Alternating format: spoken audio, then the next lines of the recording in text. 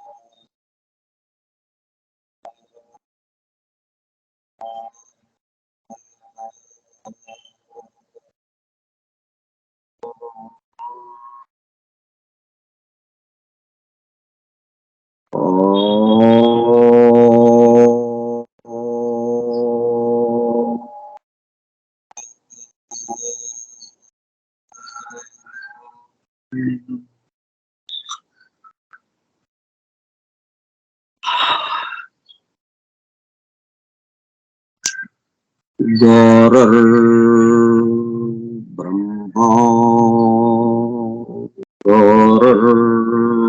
विष्णुः गुरुर्देवो महेश्वरः साक्षात्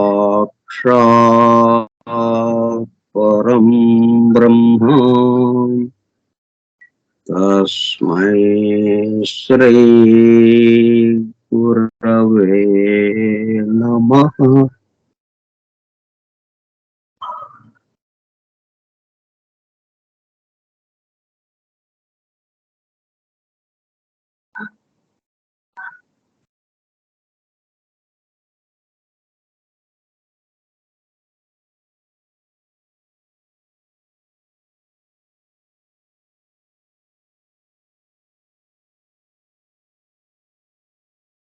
Vasudeva, Hallelujah. The hidden wisdom in the Holy Bible. నిగూఢముగా రహస్యముగా దాగి ఉన్న దైవమే పరిశుద్ధ బైబిల్ గ్రంథము. బైబిల్ రహస్య ప్రకాశం. స్కైప్ గ్రూప్ సోదర సత్యాన్వేషక బృందమునకు స్వాగతం. అందరకు నమస్కారము.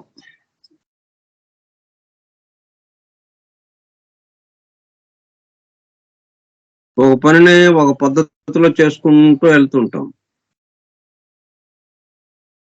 ఎవరో వచ్చి ఇది ఇట్లా కాదండి, ఇంకొక రకంగా చేయాలి అనేటప్పుడు కల్లా దాన్ని అంగీకరించడం కొంచెం కష్టతరం అవుతుంది. ముందు దాన్ని తోసేస్తాం. ఇదే అసలైంది, మేము చేస్తున్నదే అసలైంది, మీకే తెలియదు అని చెప్పి దబాయిస్తాము. అతన్ని రానివ్వం. ఆ చెప్పే విషయాన్ని మన దగ్గరికి రానివ్వకుండా చూసుకుంటాం. అది జరిగింది ఈ పవిత్ర పరిశుద్ధ బైబిల్ గ్రంథము ఎడల. ఈ గ్రంథము ఎడల అట్లా జరిగింది. అంటే ఒక పద్ధతికి అలవాటు చేశారు ఈ మతాధిపతులు. యూదు మతం ఉన్నప్పుడు అలాగే అయింది. సరే, యూదు మతాన్ని కొంచెం సంస్కరిస్తూ క్రీస్తు దైవ కుమారుడుగా వచ్చి ఆయన ఏదో చేపిద్దామని ఈ ప్రజలు అందరూ ప్రేమమూర్తులుగా మారతారని చెప్పి ఆయన ఏదో ప్రయత్నం చేస్తుంటే మళ్ళీ దాన్ని కూడా మళ్ళీ మార్చేసేసి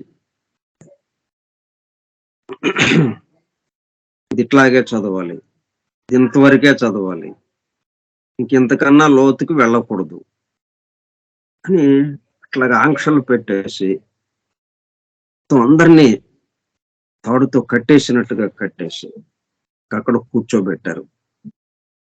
ఇప్పుడు మరి ఇదేమో కలియుగం. ఇప్పుడు వాళ్ళు చేసిన దానికి ఆ పద్ధతిలో ఏమవుతుంది? ఎవడో లక్షల్లో ఒకడో ఇద్దరో ఆ దైవానుభూతి పొందటానికి అవకాశం ఉంటుంది. ఆ ప్రేమమూర్తిగా మారడానికి అవకాశం ఉంటుంది. ఎక్కడో రేరుగా.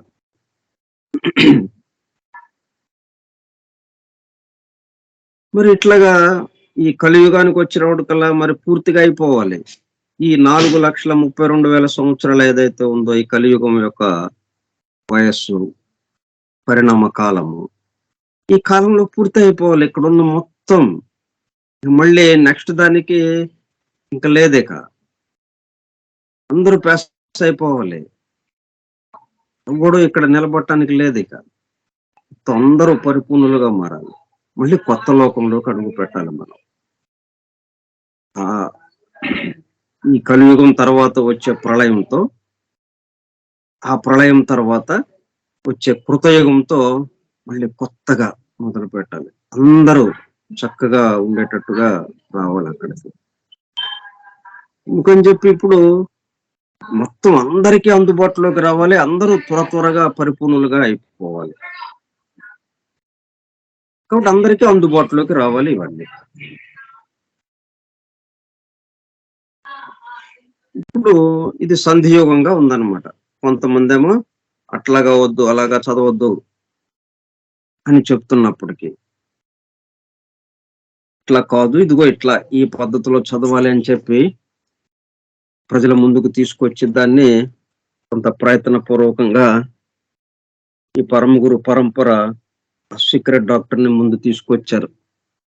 ఇక దాన్ని ఆధారం చేసుకుని మిగతా అన్ని రకాలుగా వచ్చేసినాయి అనమాట. ఇక పురాణాలు, పవిత్ర గ్రంథాలు, వాటిల్లో ఉన్న విషయం ఏంటో స్పష్టమైపోయింది. ఇంకా పూర్తిగా బాహాటంగా తెలిసిపోయింది.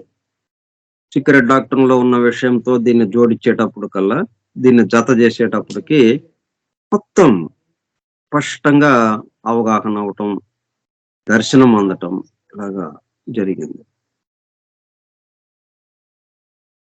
ఇప్పుడు ఆ సీక్రెట్ డాక్టర్ ఆధారంతో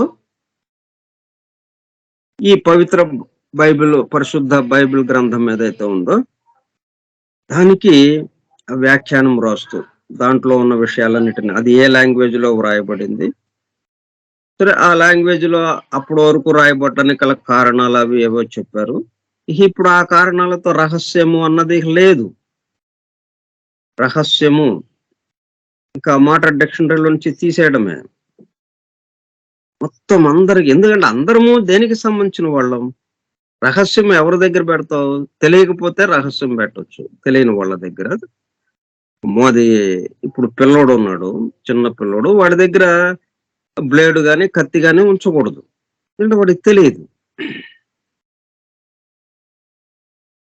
అని ఇప్పుడు ఈ ఈ విషయానికి సంబంధించి మనందరము దైవ స్వరూపులం, దైవాంశులం మనందరము.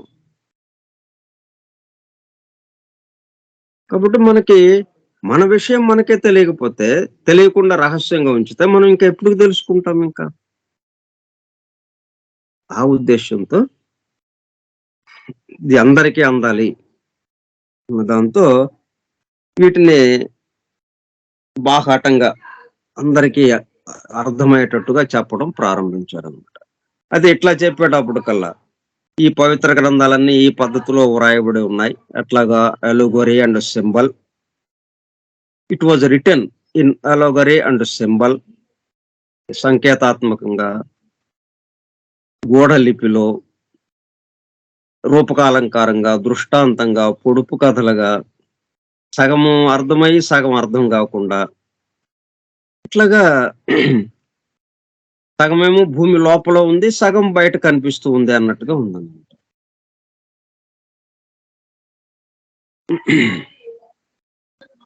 వాటిని అట్లాగా రాసి ఉంది. అసలు ఆ మాట చెప్తేనే వేరే ఏం లేదు. ఇదంతా వాడుక భాషలో మనకి ఏదైతే అందింపబడిందో, పవిత్ర గ్రంథము ఏదైతే మనకు అందింపబడిందో ఇంకంతే. ఇంకా దానికి మించేముంటుంది? ఏముండదు. ఎంతవరకు అందించారో అంతవరకే మనం చదువుకోవాలి అంతే ఇక. అని అట్లాగా ఈ మా ఈ మత పెద్దలు చెప్పడంతో, మతాధికారులు, పోపు ఇలాగ వీళ్ళందరూ చెప్పడంతో అక్కడితో ఆగిపోయి అట్లా అలవాటైపోయారు మొత్తం ప్రజలందరూ కూడా. దీన్ని అనుసరిస్తున్న వాళ్ళందరూ గూడా. ఇట్లా ఒక్క మతమే గాదు అన్ని మతాలు అట్లాగే ఉన్నాయి. ఏ మతంలోకెళ్ళినా ఆ మతానికి సంబంధించినటువంటి పవిత్ర గ్రంథాలన్నీ ఇట్లాగే వ్రాయబడి ఉన్నాయి. సగం బయటికి అందినట్టుగాను, సగం అందకుండా ఉండేటట్టుగాను వ్రాయబడి ఉన్నాయి. కానీ ఉన్నదాన్ని ఉన్నట్టు తీసుకోవడమే. ఇంక అంతకు మించి లేదు అన్నట్టుగా అందరూ భావంలో ఉండిపోయారు. అందువల్ల ఈ విషయం ఇట్లాగా రహస్య భాషలో నిగూఢముగా, రహస్యముగా దాగి ఉన్నవి విషయాలన్నీ కొద్ది కొద్దిగానే మనకు అందించారు. మిగతా విషయాలన్నీ దాంట్లో రహస్యంగా, నిగూఢంగా ఉన్నాయి. ఆ గూఢ లిపిలో, చిత్రలిపిలో అలాగే దృష్ట దృష్టాంతాలుగా, రూపకాలంకారాలతో, పొడుపు కథలుగా మనకు అందించారు.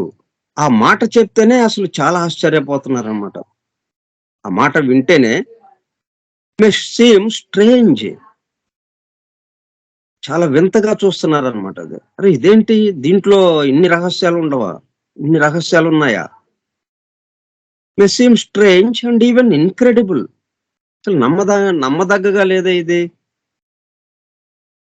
అన్నట్టుగా నమ్మరాని అద్భుతమైనటువంటి, అత్యంత ఆశ్చర్యకరంగా ఉన్నదా ఇవన్నీ మీరిట్లా చెప్తున్నారు అని చెప్పి మొత్తం ఈ క్రీస్తు అనుయాయులు ఎవరైతే ఉన్నారో, క్రీస్తు మత అనుయాయులు వాళ్ళందరూ కూడా ఆశ్చర్యంతో చూస్తున్నారు.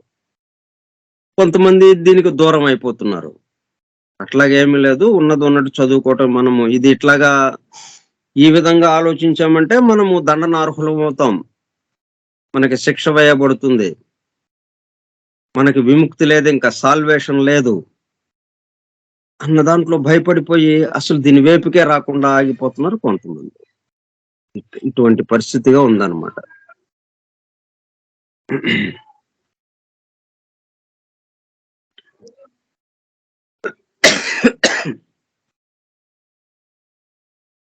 అంటే ప్రస్తుత స్థితి ఎలాగుందో కూడా మనకి కొంత అవగాహన అవ్వాలి. ఎందుకు ఇది ఎంతో సృష్టికి సంబంధించినటువంటి సమస్త విషయాలు దాంట్లో చెప్పబడి ఉన్నప్పటికీ,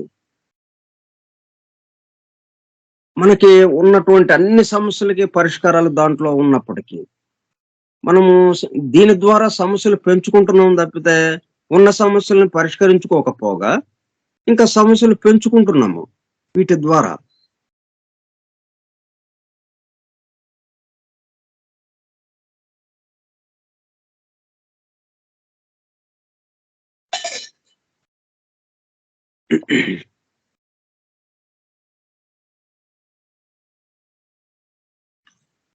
అందువల్ల ఇప్పుడు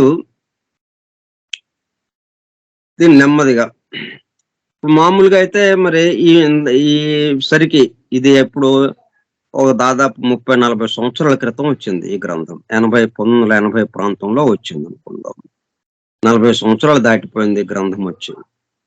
కానీ క్రీ క్రీస్తు మత అయినటువంటి వాళ్ళ ఎవరి చేతుల్లో ఉన్నాయి ఇవి? ఈ గ్రంథం ఎవ్వరి చేతుల్లో లేదు. ఆ దివ్యజ్ఞాన సమాజంలో చేరి మెంబర్‌గా ఉన్న మనలాంటి వాళ్ళ దగ్గర తప్పితే ఇంకెవరు దీని వైపుకే రావడం లేదు. భయపడిపోతున్నారు. దీన్ని పట్టుకోవాలంటేనే భయపడిపోతున్నారు. ఇట్లాగుంది పరిస్థితి. సరే మనం కొంచెం ప్రయత్నం మొదలు పెడదాం మనం. ఈ ప్రయత్నం ద్వారా ఇవి స్పేస్‌లోకి వెళ్ళి కొంతమంది మీద ప్రభావం చూపించి అసలు ఇటువంటి విషయాలున్నాయి. ఈ పద్ధతిలో మనము ఈ పవిత్ర గ్రంథాన్ని చదవాలి. పవిత్ర గ్రంథాన్ని చదివే పద్ధతి ఇది. ఇప్పటి వరకు మనం చదువుతున్న పద్ధతి కన్నా మెరుగైన పద్ధతి ఇది అన్నది. అన్న దాంట్లోకి అందరూ రావడం కోసం మనం మన ప్రయత్నంగా ఇదిగో ఇట్లా మొదలుపెట్టాం మనం. అంటే మనం ఒక్కళ్ళము, ఇద్దరము, ముగ్గురము ఇంత ఇవి వీళ్ళ వల్ల మనం ముగ్గురు, నలుగురు వల్ల అయిపోతుందా అనంటే అవుతుంది. ఎందుకంటే ఒక్క స్టూడియోలో నుంచే కదా వస్తుంది. ఆ టీవీ ఛానెల్‌కి సంబంధించి.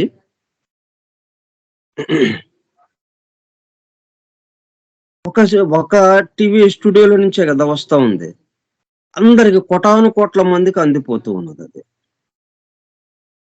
అట్లాగే ఇది ఇలాగ స్పేస్‌లోకి వెళ్ళిపోయి, ఇది చేరవలసిన వాళ్ళకి చేరి, నెమ్మదిగా ఇటువైపుకి వచ్చి వారిలో ప్రేమతత్వం మేల్కొనటానికి అవకాశం ఏర్పడుతుంది. ఆ పద్ధతిలో మనం ఇది అధ్యయనం చేసుకుంటున్నాం.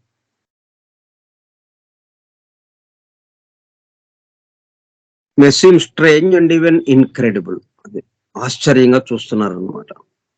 నమ్మరానిక నమ్మరానిదిగా, అద్భుతమైనదన్నట్టుగా, అత్యంత ఆశ్చర్యకరమైనదన్నట్టుగా, అలాగే వింతగా, విపరీతమంగా, అసాధారణమైనది అన్నట్టుగా, అంటే నమ్మడానికి లేదు అన్నట్టుగా ఇది బైబిలు మన ఎదురుగా ఉంది గ్రంథము. దీంట్లో ఇన్ని రహస్యాలు ఎలాగుంటాయి? ఉంటే ఇక్కడ రాసేవాళ్ళు గదా! ఇది మనకి ఏదైతే గ్రంథం ఇచ్చారో ఇంకింతే.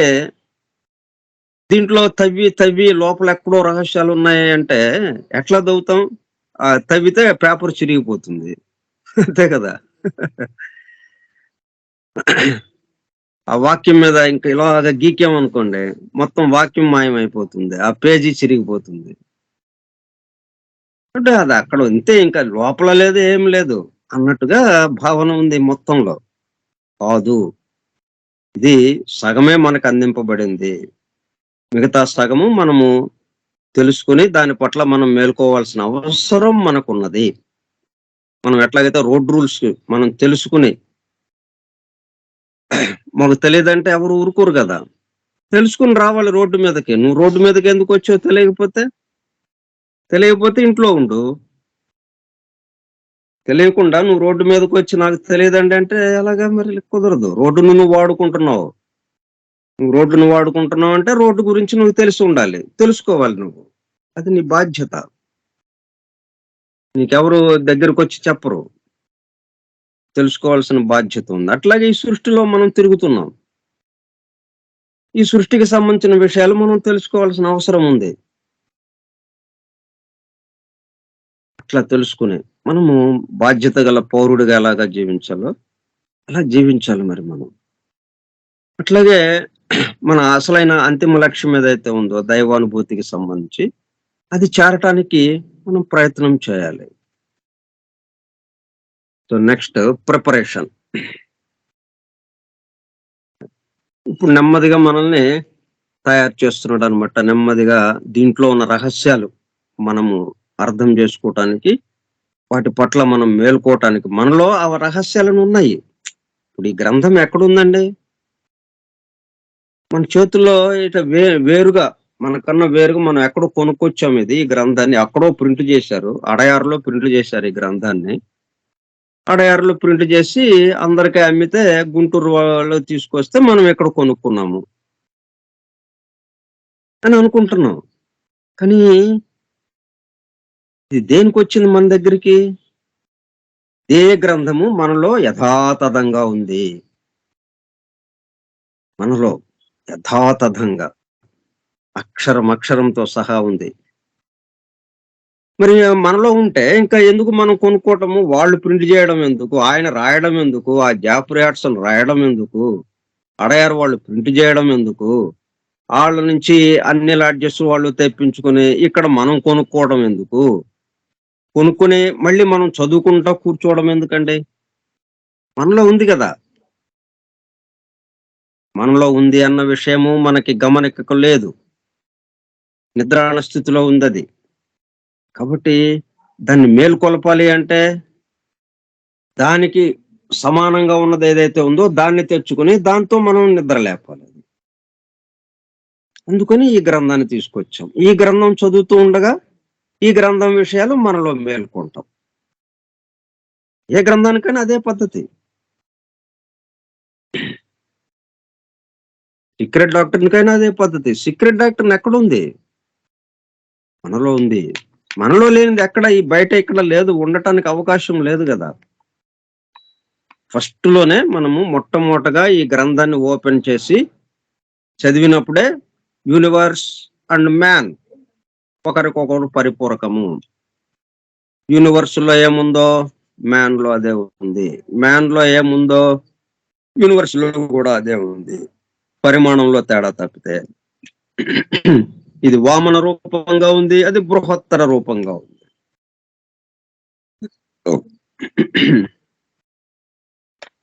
సాగదీస్తే విశ్వము, దాన్ని అణగొట్టినట్టుగా దగ్గరికి చేరిస్తే మానవుడు, అంత ఇంకేం లేదు.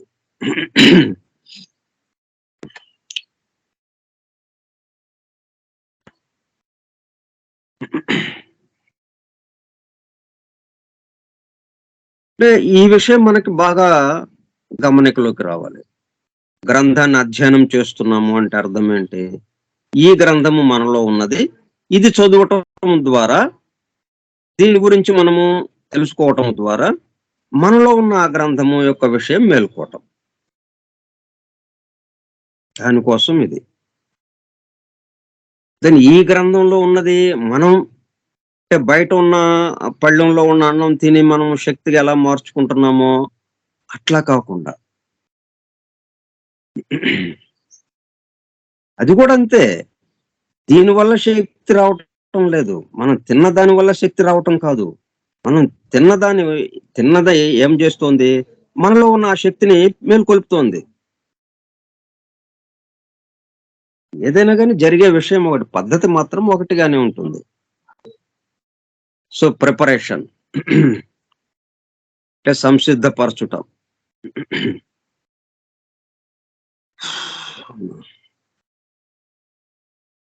తయారు చేయటం.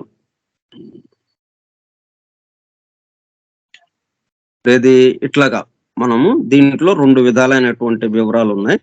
ఒకటి మనకి తెలిసిన వివరము, 2 మనకి తెలియకుండా ఉన్నది. ఆ తెలియకుండా ఉన్నది ఈ తెలిసిన దాని ద్వారా తెలుసుకోవటం. అంటే తెలియనిది కొత్తగా వేరే చోట ఉండదు. మనకి తెలిసింది ఏదైతే ఈ పేజీలు తిప్పుతుంటే ఏవేమి మాటలు కనపడ్డాయో, ఏవి వాక్యాలు కనపడ్డాయో ఆ వాక్యాల్లోనే దాగి ఉన్నది అది. అంతేగాని మళ్ళీ తెలియంది ఏదైతే ఉందో ఆ మిగతా సగము మళ్ళా ఇంకొక పేజీలు ఎక్కడో తిప్పాలని కాదు. ఏ వాక్యాలు, ఈ వాక్యాల్లోనే 2 దాగి ఉన్నాయి. ఒకటేమో మనకు బయటకు కనిపిస్తూ ఉంది, ఒకటి లోపల దాగి ఉంది. మనం ఎవరిని చూసినా గాని ఇప్పుడు మన దేహమే కనిపిస్తుంది. దేహాన్ని నడుపుతున్నటువంటి ఆ చైతన్యం ఏదైతే ఉందో దేహం మొత్తము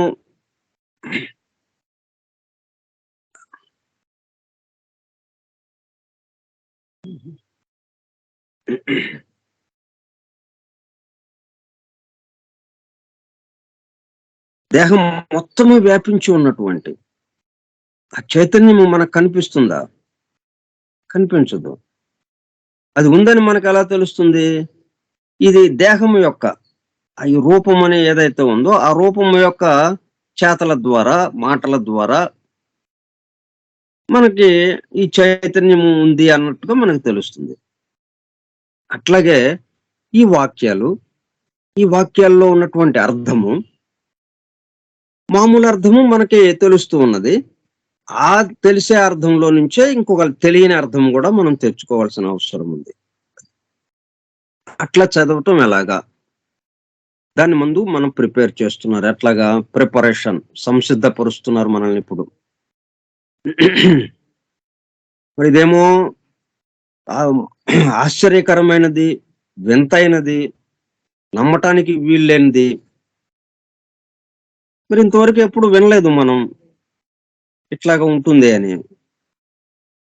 ఈ సృష్టి అంతా సగం సగమే కనిపిస్తుంది, సగమే మనకి తెలుస్తుంది అన్న విషయం మనకి ఇంతవరకు ఎవరు చెప్పలేదు మనకి. ఇప్పుడే కదా మనం తెలుసుకుంటున్నాము.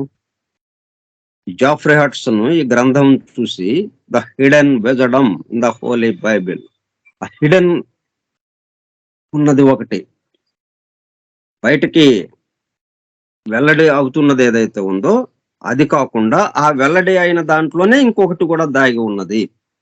అని చెప్పుకొస్తున్నాడు. మనమంతా ఏం చేస్తున్నాము? వెల్లడయింది ఏదైతే ఉందో అదే చదువుకుంటూ వెళ్తున్నాము. అది వాడుక భాషలో మనం మామూలుగా మనకున్న ఆ భాషకి సంబంధించినటువంటి ఆ మాటల అర్థం తీసుకుంటూ అంతవరకే చదువుకుంటూ వెళ్తున్నాం మనం. అట్లాగే సృష్టిని కూడా అట్లాగే గమనిస్తున్నాం మనం. మన చుట్టూ ఉన్న వాళ్ళని కూడా అలాగే గమనిస్తున్నాము. మన చుట్టూ ఉన్న వాళ్ళతో వ్యవహారం కూడా అలాగే చేస్తున్నాము. మన జీవితం మొత్తం అట్లాగే వెళ్ళిపోతుంది గదా! మనకేదైతే కనిపించి తెలుస్తూ ఉన్నదో అంతో దాంతోనే మనం ముందుకు వెళుతున్నాం. కనపడనిది, తెలియనిది, నిగూఢముగా, రహస్యముగా దాగి ఉన్నది అన్నది లేదు మనకి. మరిప్పుడేమో ఈయన అట్లా కాదు. ఈ కనబడేది ఏదైతే ఉందో దీనికి అంతర్లీనంగా మీకు ఈ పంచేంద్రియాలకు అందకుండా ఉండేదేదైతే ఉందో రహస్యముగా, నిగూఢముగా, రహస్య గర్భితముగా ఉన్నది. కాబట్టి దాన్ని గూడా మనం తెలుసుకోవాల్సిన అవసరం ఉంది. అది ఒక్క గ్రంథమే కాదు. మొత్తం అసలన్నిటికీ మనకి తెలియదు. మనకి తెలిసింది సగమే. మనకి మొత్తం తెలుసు అనుకుంటున్నాము. కానీ మనకి తెలిసింది సగము, తెలియనిది మిగతా సగము ఉంది. అట్లా ఈ సృష్టి మొత్తం గూడా మనం ఏదైనా తీసుకోండి. ఏది తీసుకున్నా గాని మనకి తెలిసి మనకి వాళ్ళ గురించి తెలుసు అండి అంటే సగమే. మిగతా సగం తెలీదు మనకి. వాళ్ళట్లా ప్రవర్తిస్తారండి, వాళ్ళట్లా మాట్లాడతారండి అని ఒకళ్ళ గురించి మనం చెప్పుకుంటూ ఉంటాం. అది సగమే. ఎట్లా మాట్లాడాడు? ఆ మాటలు ఎక్కడి నుంచి వచ్చినాయి అతనికి? ఆ మాటలు మనతో ఎందుకు ఎలాగా మాట్లాడాడు? ఇట్లా వీటికి సంబంధించిన వివరం మన దగ్గర లేదు. మిగతా సగం దాంట్లో ఉండిపోయిందన్నమాట. మనకి సగమే తెలుస్తోంది. ముందు అక్కడ మనం ఒక నిర్ణయానికి రావాలి. పూర్తిగా తెలుసండి. లేదు. ఎవ్వడికి లేదు. పూర్తిగా తెలుసు అన్నవాడెవడు లేడిక్కడ. పూర్తిగా తెలుసు అంటే పరిపూర్ణుడిగా అయిపోవాలి. కాబట్టి సగం సగమే తెలుస్తుంది. ఆ మిగతా సగం తెలుసుకోవడం ఎట్లాగా? ముందు అసలు దానికి ఒప్పుకోవాలి మనం. దానికి ఒప్పుకుంటే అప్పుడు ఇదిగో ఈ ప్రిపరేషన్‌కి మనము సిద్ధపరచడానికి వీలవుతుంది. పిల్లోడిని మురికిలో తిరిగి వచ్చాడు. వాడికి స్నానం చేసి ఆ మురికంతా శుభ్రం చేయాలి అంటే వాడు ఒప్పుకోవాలి గదా! అట్లాగా మనం ఇంకా మనకు తెలియనిది ఉంది. ఆ తెలియనిది తెలుసుకోవడానికి ఇదిగో ఈ పద్ధతిలో మనము తయారు కావాలి. ఈ ఇటువంటి ఆలోచనల విధానము, ఇటువంటి పద్ధతులు కొన్ని పద్ధతులు అవి మనము తెలుసుకొని ఉండాలి. దానికి మనము సిద్ధపడుతున్నామా లేదా? దానికి సిద్ధపడితే కానీ ఇక దాంట్లో ఉన్న అంతరార్థాలన్నీ చక్కగా మనకి దర్శనం ఇవ్వటానికి అవకాశం ఉంటుంది. The subject is profound. విషయం చూద్దామా? ఇది సామాన్యంగా లేదు మరి. చెప్పినంత తేలికగా ఏమి లేదు గదా! ఒకే గబుక్కని చెప్పేస్తున్నాం రహస్యంగా, నిగూఢంగా మొత్తం దాగి ఉన్నది. మనకేం అంతుబట్టటం లేదు అని చెప్పేస్తున్నాము. ప్రొఫౌండ్ చాలా లోతైన, అగాధమైనటువంటి, గంభీరమైన, గూఢంగా ఉన్నటువంటి విషయంగా ఉంది. ఇప్పుడు ఇది మనం చెప్పుకోబోయే సబ్జెక్ట్. మనం చెప్పుకోబోయే విషయము అంత అంత లోతైనదిగా ఉన్నది. అంత గూఢముగా. మామూలుగా అందేటట్టుగా లేదిది. సామాన్యంగా అందేటట్టుగా. చెప్పంగానే మనం అందుకునేటట్టుగా లేదు. ఎందుకంటే అది మనలో మేల్కోవాలి. మేల్కుంటే గాని మనకు తెలియదది. అది మనలో మేల్కొనాలంటే మనము దానికి కొంత సంసిద్ధత తెలియచేయటం. ఆ సంసిద్ధత ఉంటే కానీ అది మనల్ని లేపడానికి ఇప్పుడు మనం అంగీకరించాలి గదా! ఎవరైనా వచ్చి మనల్ని లేపాలి అంటే దానికి మనకు అంగీకారం ఉంటేనే వాళ్ళు వచ్చి లేపగలరు మనల్ని. మనం ఎవరు లోపలికి రామాకండి నేను లేచినప్పుడు లేసి వస్తాను అని అన్నారనుకోండి, ఇంకెవరు మన మన దగ్గరికి రారు. అమ్మో లేపొద్దన్నారు వాళ్ళు. వాళ్ళే వస్తా ఉన్నారు. కానీ ఇక మన దగ్గరికి ఎవరు రారు. మళ్ళీ అట్లా కాకుండా మీరు కొంత టైం అయిన తర్వాత నేను లేస్తే సరే, లేకపోతే మీరొచ్చి లేపండి అన్నట్టుగా మనము ఒకళ్ళకి అనుమతి ఇచ్చి ఉన్నామనుకోండి, అప్పుడు వాళ్ళొచ్చి లేపుతారు మనల్ని. అట్లాగా అనుమతి ఇవ్వాలి మనం. మనం అనుమతి ఇవ్వకుండా మనలోకి చొరబడడానికి భగవంతుడికి కూడా అవకాశం లేదు. అనుమతి కావాల్సిందే. ఎవరింట్లోకి వాళ్ళ అనుమతి లేకుండా ట్రెస్పాసర్స్ విల్ బి ప్రాసిక్యూటెడ్ అంటారు చూడండి. అనుమతి లేకుండా వెళ్తే శిక్షింపబడతారన్నట్టుగా అనుమతి లేకుండా చొరబడడానికి లేదు. కాబట్టి ముందు ప్రిపరేషన్ అంటే ఏంటి? మన సంసిద్ధత. ఏదో ఉంది. ఏంటో తెలుసుకుందాం ఇది. మనం ఇంతవరకు తెలుసు అని అనుకున్నాము. అదేమో సగమే అంటున్నారు. ఆ మిగతా సగం ఇంకా ఉందంట. సరే ఏంటో చూద్దాం మరి. తెలుసుకుందాము అని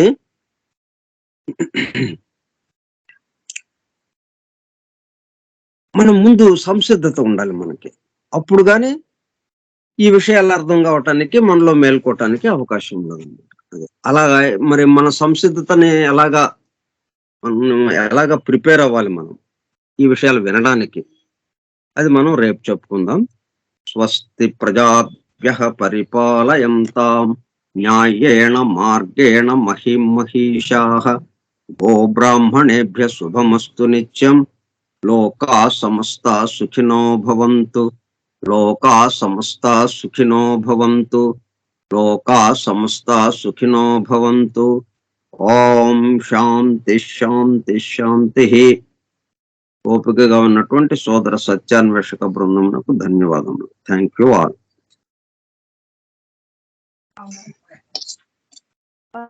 వాసుదేవ్. హల్లెలూయా.